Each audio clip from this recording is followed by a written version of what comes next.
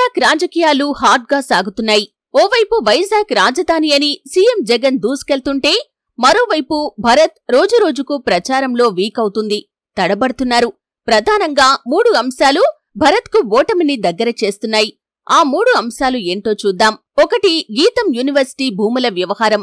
గీతం వర్సిటీ పరిధిలో 100 ఎకరాలు ఉంది. ఇందులో 40 ఎకరాలు ప్రభుత్వ భూమి. నిబంధనలకు విరుద్ధంగా చంద్రబాబు అధికారంలో ఉన్నప్పుడు తన యూనివర్సిటీ భూముల పక్కనే ఉన్న ప్రభుత్వానికి చెందిన 40 ఎకరాలను సైతం కబ్జా చేశారు భరత్. వైఎస్ఆర్ కాంగ్రెస్ పార్టీ ప్రభుత్వం భరత్ ఆధ్వర్యంలో నడుస్తున్న గీతం వర్సిటీ ఆధీనంలో ఉన్న 40 ఎకరాల ప్రభుత్వ భూమిని తిరిగి స్వాధీనం చేసుకుంది. ఇది భరత్ పై తీవ్ర వ్యతిరేకతను చూపిస్తుంది. అధికారంలో ఉంటే కబ్జాలు చేసే నేతలకు ప్రజలు ఎలా ఓట్లు వేస్తారని వైసీపీ ప్రశ్నిస్తుంది.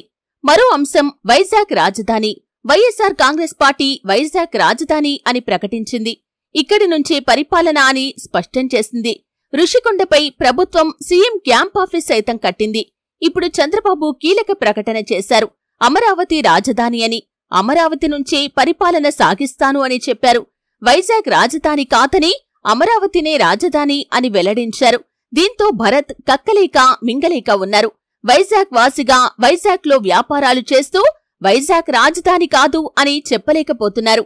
టీడీపీ గెలిస్తే అమరావతి రాజధాని అవుతుందని, వైజాగ్ కాదని చెప్పటం ద్వారా వైజాగ్ ప్రజలకు దూరమవుతున్నారు. వైజాగ్ రాజధాని కాదు అని చెప్పటం ద్వారా టీడీపీ నేతలు కార్యకర్తల నుంచి నిరసనలు ఎదుర్కొంటున్నారు టీడీపీ ఎంపీ అభ్యర్థి భరత్. ఇక మరో కీలకమైన అంశం కూటమిలోని బీజేపీ కలిసి రాకపోవటం. వైజాగ్ రాజధాని కాదని బీజేపీ కూడా చెప్పలేకపోతుంది. దీనికి తోడు జీవీఎల్ నరసింహారావును కాదని చంద్రబాబు తన బామ్మర్ది అల్లుడికి టికెట్ ఇప్పించుకున్నాడనే ప్రచారం బీజేపీ, ఆర్ఎస్ఎస్ నేతలు, కార్యకర్తల్లో బలంగా ఉంది. దీంతో బీజేపీ అస్సలు కలిసి రావటం లేదు.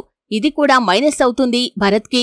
నామినేషన్ షెడ్యూల్ వరకు బీజేపీ తన ప్రయత్నాలు చేసింది, ధర్నాలు చేసింది. అయినా ఫలితం లేకపోవటంతో జీవీఎల్ నరసింహారావు అదృశ్యమయ్యారు. కనీసం భరత్ ప్రచారంలో కనిపించటం లేదు. దీంతో వైజాగ్లో గెలుపు ఓటములను ప్రభావితం చేసే స్థాయిలో ఉన్న బీజేపీ భరత్ ఓటమిని డిసైడ్ చేస్తుంది.